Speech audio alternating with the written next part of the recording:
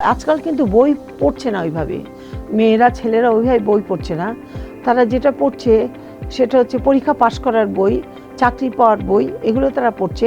সচিবালয়ের একটা মহিলা, উনি জয়েন্ট সেক্রেটারি, ওনার সঙ্গে আমার দেখা হয়েছে 4-5 দিন আগে। উনি বললেন যে আমি আশ্চর্য হয়ে গেলাম, যখন বিসিএস পরীক্ষা দিতে এসছে আমি ছেলে এবং মেয়েদেরকে জিজ্ঞেস করলাম, ঢাকা ইউনিভার্সিটির ছেলে মেয়েদের জিজ্ঞাসা করলাম, তুমি গত 6 মাসে কোনো বই পড়েছো কিনা, কোনো শিল্প সাহিত্য সঙ্গীত বা কোনো কবিতার বই তুমি পড়েছো কিনা?